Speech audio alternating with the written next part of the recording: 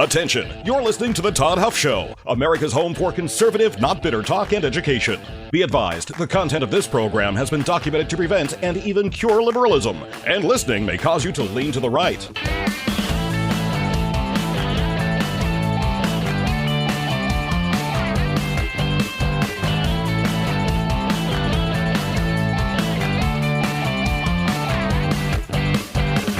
And now, coming to you from the Full Suite Wealth Studios, here's your conservative but not bitter host, Todd Huff. My friends, have you heard parts of this interview with Terry Moran, the former ABC so-called journalist? It's not unbelievable if you followed this like, of course, we have, but it's still unbelievable. It's unbelievable just how bad it is in modern American journalism. These folks are leftists. They are professional deceivers.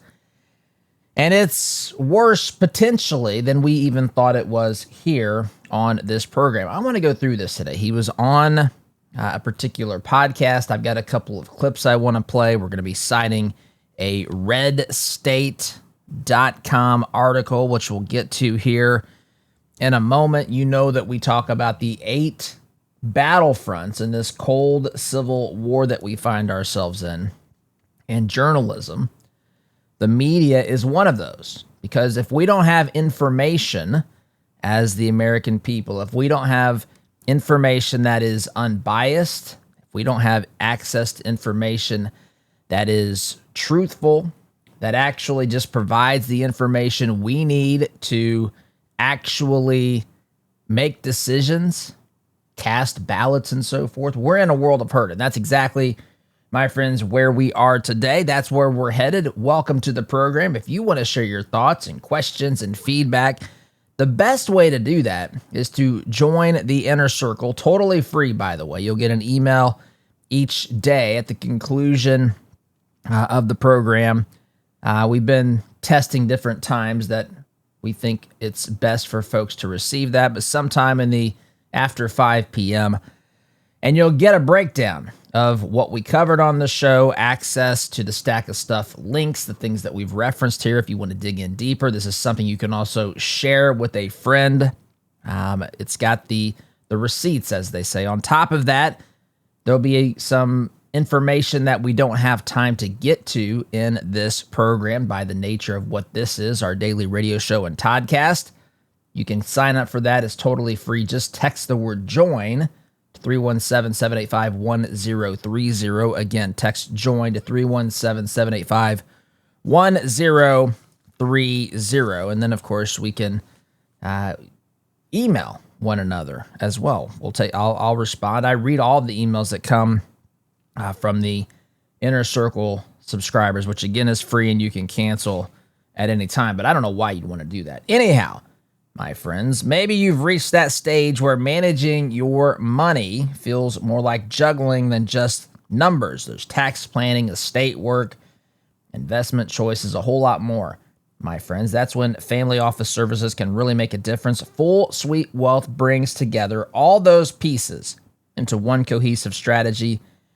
Their family office services give you access to a coordinated team with advanced options, strategies, private equity, private credit, legal expertise, all those things, my friends, under one roof. It's about simplifying your financial life, planning for the future, and making sure your legacy stays strong for generations to come. If you're ready for that next level of support, head on over to fullsuitewealth.com. That's fullsuitewealth.com. Build your legacy, secure your future. Okay, I mentioned that I've got an article here pulled up about Dr.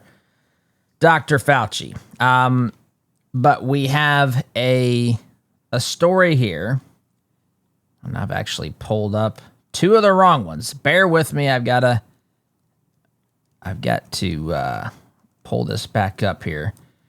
But there's an article here with Tracy Moran. Tracy Moran was a former ABC news reporter, and he had been fired. He has been fired And, oh boy, here, now I'm having trouble finding this. But basically, he was being interviewed.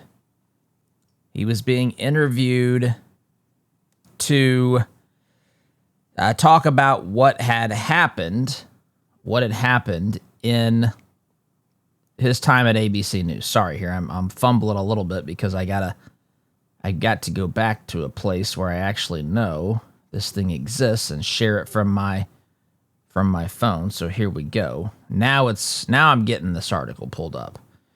So now I can be coherent here in this conversation. But all right, there we go. Sorry about that. It just wouldn't pull up. Headline here at Red State. Journo puts Fauci ABC News in hot seat with explosive claim about altered 2021 lab leak story. So Tracy Moran was invited to a podcast. And quickly before we go through with that, in June of 2025, Terry Moran, I said Tracy. Terry Moran was fired from ABC News because of something he had posted on social media. And basically, he went on a rant against Trump, against Stephen Miller, against the Deputy Chief of Staff for Policy and Homeland Security Advisor, Stephen Miller. And he said this: you can see that his hatreds, talking about Trump, are his spiritual nourishment. He eats his hate.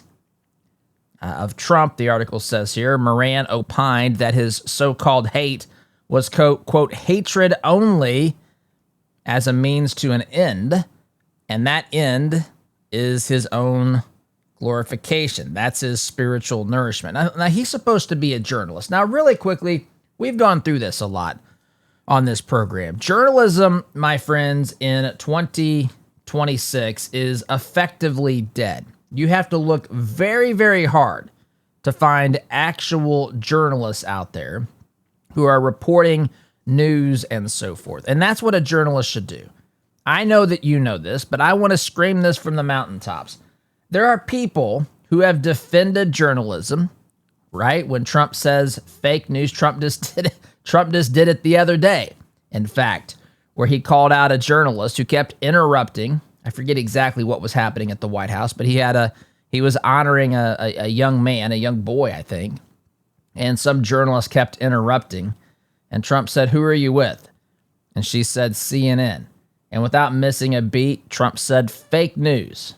And this sends the left into a tizzy, my friends. They think that is an attack on journalism. No, that's an attack on a particular network or a particular outlet that Trump thinks that they are telling lies about him and his administration, about other things as well. And he wouldn't be wrong. A lot of Americans share these same sentiments, saying that the news media is lying, calling them out for their lies, questioning the veracity, the truthfulness of the things that they are reporting and saying about President Trump as a journalist, right?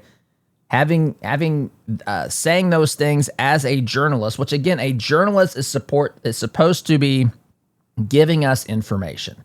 They are supposed to be telling us information about whatever's happening in the world, whatever they're reporting on. They're supposed to be giving us information, all the information they can, presenting it to us as unbiased as possible. And they don't do that. Instead, they all want to be what I am here. I am not a journalist. I have made that abundantly clear. I am an editorialist. I'm an opinion guy. I am here for a particular outcome. I am here to persuade people towards conservative principles and truth. I'm here to hopefully share the good news of the gospel of Jesus Christ. That's what I am here to do. I believe those things. I know without a shadow of a doubt that Jesus, the gospel is true.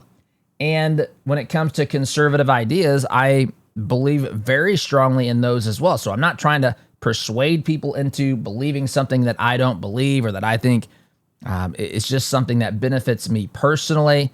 I believe that these things are true, and I believe if people accept these things, that the world will be a better place. I know if you accept Jesus, your life will be better, and that is what I believe. I'm not here to just present information and keep my opinions out of the story. That's what a journalist is supposed to do, and they don't do it. So when Terry Moran, and forgive me for calling him Tracy at the top, I was distracted, and I apologize if you're a first-time listener and you heard me fumbling there at the beginning. I'll tell you what I did. I got my setup here, and I've got different pieces of equipment, and I actually stream using my phone, and I realized that I pulled up to my laptop two of the same article, and I couldn't find the article where I had found it originally, so I had to go back to my phone, which was being used to stream for a moment. I had to share that article with my laptop, so I was fumbling there for a couple of minutes off the top, and I apologize for that. And I might have said, I think I did say Tracy Moran, but Terry Moran. You probably can picture this guy. But anyway, that's what he tweeted, or what he posted on X, or wherever this was posted on social media, is not what a journalist should do. A couple of telltales that you're not a journalist. If I know what you think about a particular issue, you're not a journalist. If you insert yourself into a story, you're not a journalist. If you find yourself when preparing, now this is harder to measure because I don't necessarily know, we don't know what's running through the mind of a journalist, but if we can get signs that they are trying to get us to make a particular choice or view a particular issue a certain way, they're not a journalist. We shouldn't know what they think. They shouldn't have a different reaction when they interview one side of an issue versus the other. They should just be a conduit to get you and I information about what's happening, about what both sides of the story are saying. They can ask questions. They can push back.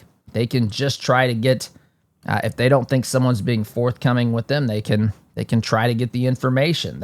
All that's okay. But to pretend that you're a journalist when you're trying to get someone, you're hoping someone makes a certain choice, that's simply not journalism. It's not. It's what I do on here. And there's nothing wrong with this. Just don't operate under the guise of journalism. So Moran worked at ABC. He was, of course, there even alongside of George Stephanopoulos, which is funny because, you've got these folks who are journalists or who pretend to be journalists, and they put leftist talking heads, Democrat talking heads in these positions of power and so forth. In fact, they once claimed that we hold all of our reporters to the highest standards of objectivity when, of course, getting rid of Terry Moran, fairness and professionalism, and we will remain committed to delivering straightforward, trusted journalism. Give me a break. That's certainly not what I see happening at ABC News, but nonetheless, they fire Terry Moran. He goes out. He's got a Substack or whatever now, but he is he's invited to a podcast called The Fifth Column. Terry Moran comes onto the podcast, and he's asked about ABC News. He's asked about the ideology behind ABC News, whether or not it's a liberal institution, those sorts of things. And I want you to listen to this exchange. Now, this is not shocking to you or me, but there may be people that have tuned in. Maybe you're a person who's not followed politics for long.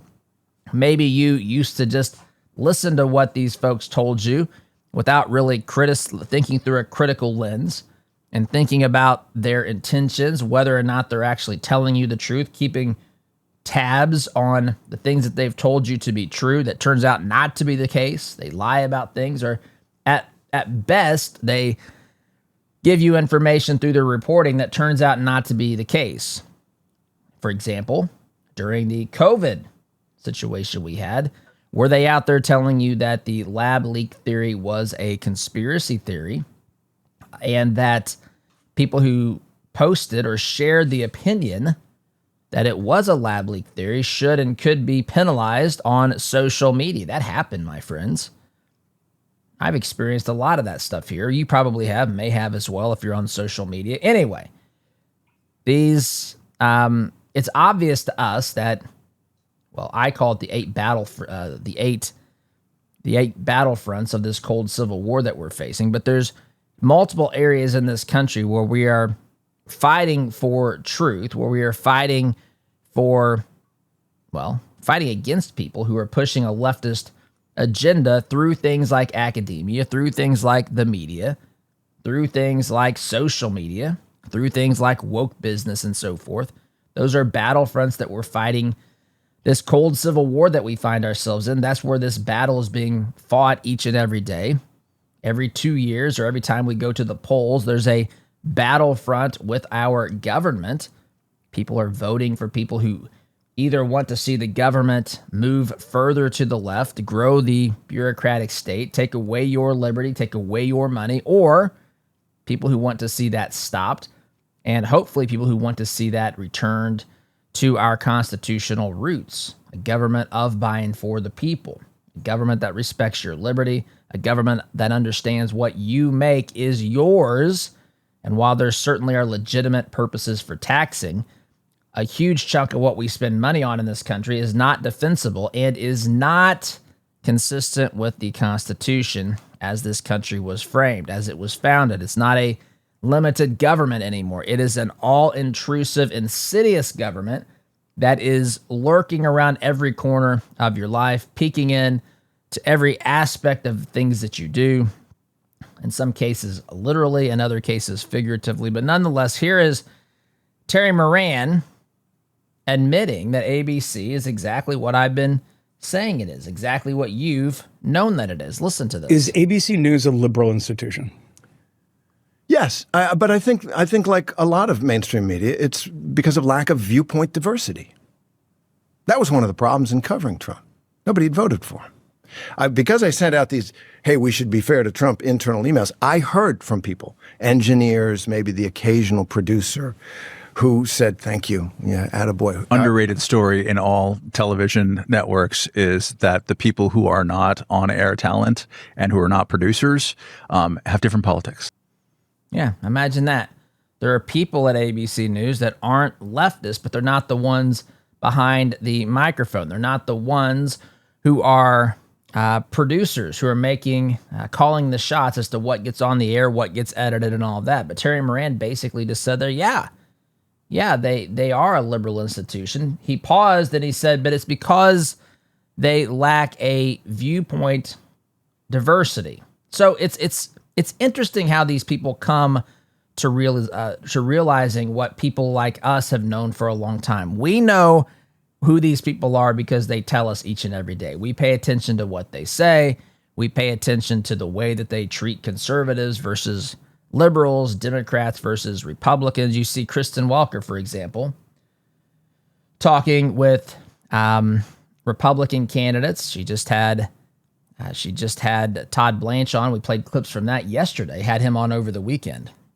When a Republican goes onto a program like that, it feels more like a cross-examination or it's like an assault. You're guilty by walking in there, and it's an all-out brawl, so to speak. Then there's examples of these journalists meeting with Kamala Harris. I remember one journalist says, I feel in awe just being in your presence. What is that? How is that an interview? People fawning over, remember Barack Obama and so forth. That's the beginning of the tell as to who they really support, what they believe. Remember, Chris Matthews had a tingle down his leg or up his leg, one direction, a tingle, whenever he met Obama. Remember David Brooks, the columnist for, who'd he write for at the time? I'm drawing a blank. So-called conservative columnist. He's a Republican, but he's a left-leaning Republican. He said that he knew Obama was going to be president whenever he sat down with him and met him by the crease in his pant leg. I kid you not. This is the kind of stuff these folks do. This is how they behave. This is how they act. Did David Brooks write for the New York Times? I'm drawing a blank at the moment. But anyway, And then when Republicans come onto a network or an outlet's news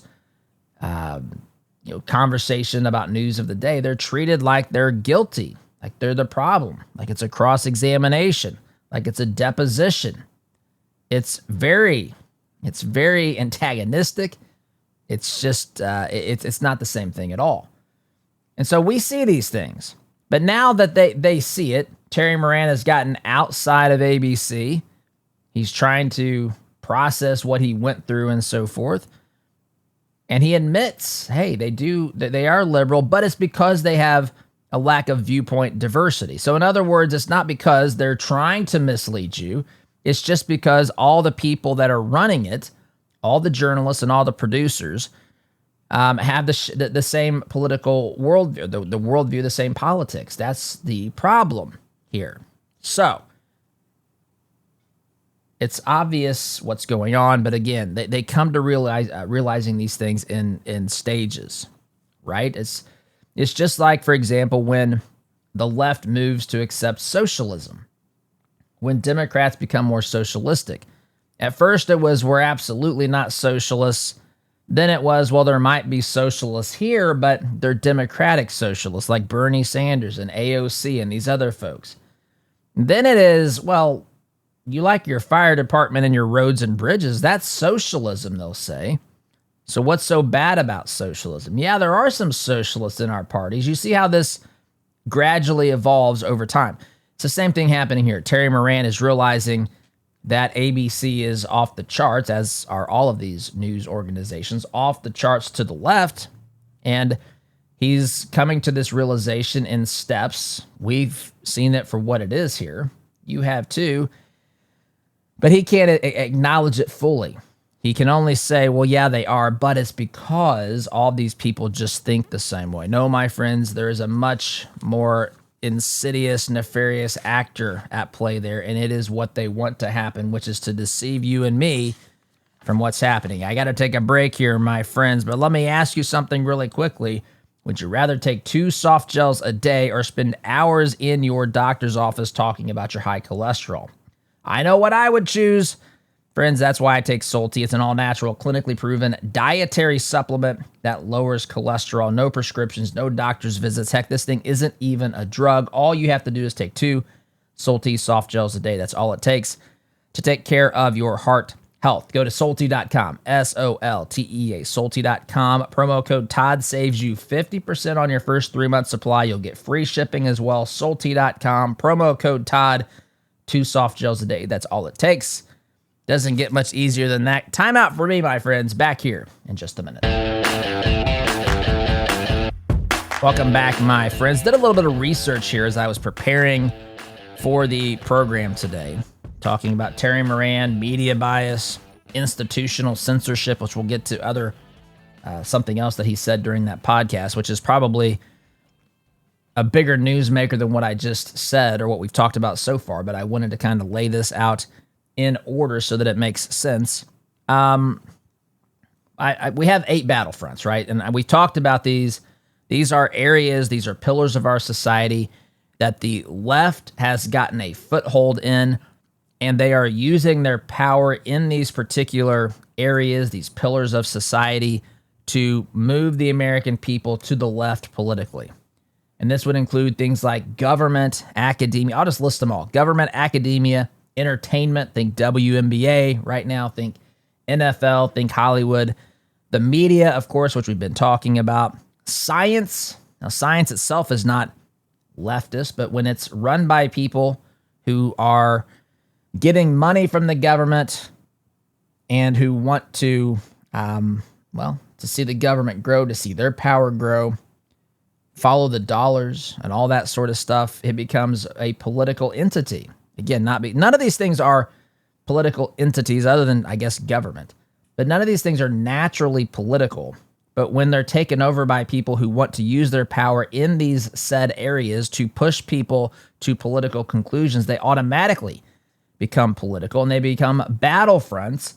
They become areas that we have to fight back in and hopefully get rid of the leftists who are running the shows in these areas, in these pillars of society, so that we can so that we can actually have truth again and not have everything focused on politics and pushing politics down our throat and using the good that can be done in these areas against us. So we mentioned science is the fifth. Business is another. This is large corporations.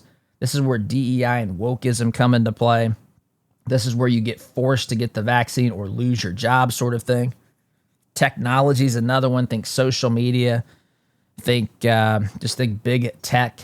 Think of the ways that information is fed to you. Think about how the New York Post article in the days before the 2024 or 2020, I should say, election, they basically, social media shut down the article from the New York Post exposing Hunter Biden's, all the problems that were with Burisma, if you remember that. That was shut down. The laptop story was shut down.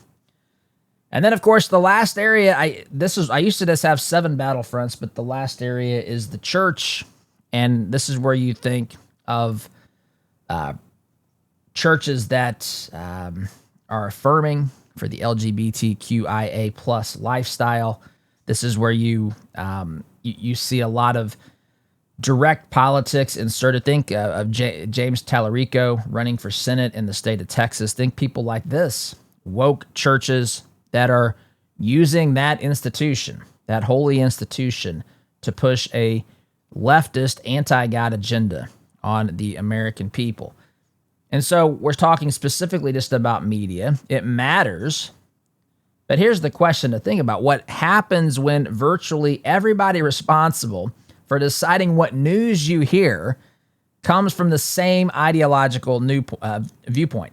Even if Terry Moran is correct and that this is all unintentional, this is just the product. And it's not, by the way. I want to be clear. I do not buy that for a second. But even if it is, he's admitting that it's problematic that you have a bunch of liberals, Democrats, leftists sitting around the table deciding what gets put on the news every day, putting the stories together. It's a problem because it is incredibly biased what comes out at the other end of this process. So let's look at some numbers here. I find this interesting. UCLA Higher Education Research Institute's 2016-2017, I know this is a little dated, faculty survey found that, I'm going to round up here, 60% of their staff identified as liberal or far left, 28% identified as middle of the road, 12% identified as conservative or far right. That's 5x, 5 times as many liberal professors as conservative professors. And this is based on self-reporting data. Another thing you would want to understand and identify here is when someone identifies as middle of the road, we know that over the past several decades, the left has been moving further to the left. There's lots of evidence and lots of research showing this. And so the middle has also moved to the left. And so middle of the road still means left. I would go as far to say, even the majority of these people who are quote unquote middle of the road are left of center still because of that. So that was from about 10 years ago, that survey. Journalism and communication professors, specifically 2016 voter registration study examined faculty at leading American universities. Journalism and communications faculty, listen to this, had a 20 to 1 Democratic to Republican ratio. 95% of faculty registered with one of the two major who registered with one of the two major parties. Now, keep in mind, this was a study that showed who they were registered as. In some states, you don't register as a Republican or a Democrat, but in the states where you could register and choose your party affiliation, 95% of faculty chose Democrats. 95%. Roughly 60% of the journalism communication departments studied had no. So 60%, almost 3 out of 5 of communications and journalist departments studied around the country had literally not a single Republican faculty member. So let's look at journalists. 2022 American Journalist study found that 36% of journalists identified as Democrat, 3.4% Republican, 51.7% independent. Give me a break. You know, in fact, when you ask them, in fact, I think I have that in here, or I read it anyway. When you ask them who they voted for, it was like 90%. Where I don't have that. It's in here somewhere, but it's not in my final notes here. But when you ask them who they voted for, 90% of journalists voted Democrat. Now, that was back in 2004 in Bush-Kerry. I'm looking here to see if I can find it. It's in here somewhere. I just can't, at the moment, find it. It wasn't in my final output of data that I wanted to share with you. But regardless, massive numbers of professors, who teach the journalists, massive numbers of journalists who come out of the schools are leftist. And so here it says, among journalists who identified with one of the two major parties, Democrats outnumbered Republicans by approximately 10.6 to 1. That's active journalists in America today, per a 2022 American Journalist study. So you've got liberal-dominated, leftist-run universities that educate these future journalists. You have journalism schools that are even more disproportionately Democrat, leftist, radical leftist in some cases. Then those graduates go to newsrooms. They gather and recongregate among themselves. And they are, at best, they're all people who just have an ideology that is in alignment with each other. There's no alternative viewpoints in that room. And then we have what newsrooms think about and how they present the news. That's considered the, neutral professionalism in journalism. You see the problem here. And this is if there's no intention to push people left. Being a liberal, being someone left of center, you by definition think that you know enough to control their lives, the lives of everyday American citizens. So you think you're smarter than the rest of the groups, the rest of the people out there. So you believe that you should have more control, more power. And so basically whatever choices you make to the benefit of the advancement of an ideology of the left is acceptable to you because it's better, you think, in the end. That's not journalism, my friends. Then if you have a group of conservatives, heaven forbid, that want to share news as well, they're treated as unprofessional because they didn't go to the same schools or they don't do it the same way. This is considered misinformation or misleading or extremism or something that desires or needs to have censorship involved. Then you've got editors and lawyers and government sources and institutional experts. All these people reinforce the same ideas. They believe the same thing. It is a mess. And then they package it every night and present it to the American people. Got to take a break here, my friends. There's a lot of confusion out there about kratom. You've probably heard the headlines, and most of those headlines are based on the synthetic junk that isn't real kratom at all. Real kratom is tested, it's natural, it's handled with care. That's what you get with Christopher's Organic Botanicals, family-run company, partner directly with farmers in Indonesia, lab test their supply, their product for purity, for safety, no chemicals, no fillers, no shortcuts. This is something that's been trusted for generations, and it is a real alternative for people looking for something that doesn't come with a warning label that is as long as a CVS receipt. Use coupon code ToddHuff, save 10% on your first purchase. Christopher'sOrganicBotanicals.com. That's Christopher'sOrganicBotanicals.com. Truth, tradition, transparency. And yes, time out for me, my friends. Back in just a minute. Welcome back, my friends. I've got to get right to this because we don't have a lot of time. I want to hear what Terry Moran said about a particular story about how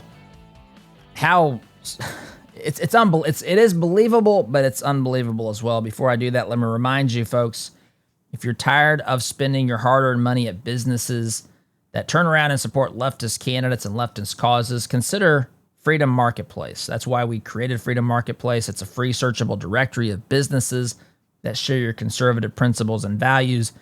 These are businesses that have vowed not to support leftist candidates and causes. Visit it today, freedommarketplace.net. That's freedommarketplace.net. Liberty and business for all. I want to play this clip. This is Terry Moran on this podcast telling a story of how his report was censored. I'm just going to share this so you can hear it for yourself. I got to play it. I'll tell you the story of the one time that I did feel the heavy hand of censorship in my work at ABC News. So shortly after, it was COVID. So it was like early in 2021, maybe January, February. I'm seeing online and elsewhere people that I thought were smart and serious. Liberals. Jamie Menzel mostly saying, and others, maybe this leaked from the lab. And I was like, well, that's interesting. So I went to Nightline. I said, hey, I'd like to do a story on, and they were like, great, yeah, let's do it. So we just across the board, we talked to, molecular virologists. We talked to people in the Trump administration who had been in the Trump administration. We broke a little news that that lab had been funded by the Chinese military, despite the bad lady saying no, it hadn't. And that came from the security, a tip from inside the one of the three-letter agencies in the government. And we kind of laid it out. And at the end of the day, my own personal feeling was, talking to everybody, I thought it's probably a little bit more likely it's natural. But if you told me it had leaked from the lab, fine. And it's probably not cooked up. It's probably not a Frankenvirus. But I didn't reach that conclusion. I just laid it out. And we're ready to go. And the day that it's supposed to air, it gets reviewed. And it comes back to me, and it is incomprehensible. And I've never been angrier. I'm in the booth. These lawyers? Lawyers' standards. And I was told, Fauci. Oh? And I said, I can't do this, and they're going to air, and it's a 15-minute piece or whatever, and I'm cursing and screaming in the booth. And this is day of air. And I'm just absolutely livid beside myself. And I'm usually, I tried to be a good colleague that way. It's important to be respectful of somebody on the other end of that mic taking it in New York. So they were, and the editor, but I was.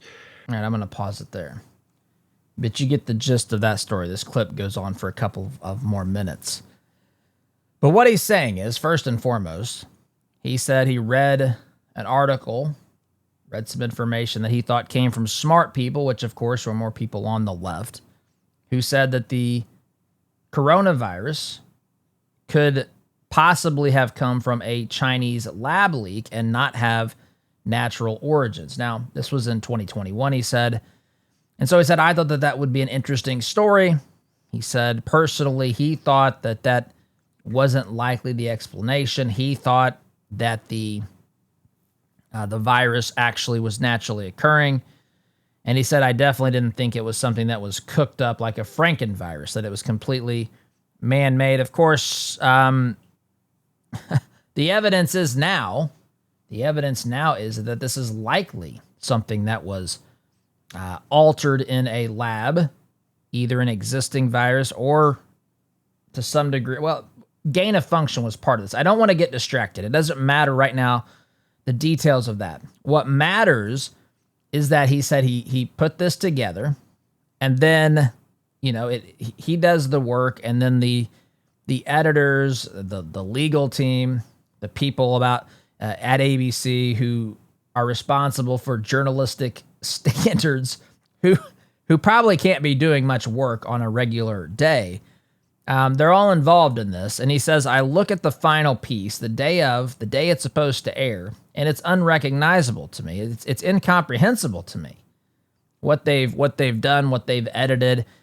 And he said, not only were those people involved, not only were our attorneys involved, not only were the journalistic standards people involved, I was told, Terry Moran says, that Dr. Fauci was also consulted. You remember these days, right? You remember in the early days when there were murmurings of this potentially coming from a Chinese lab, right? Wuhan.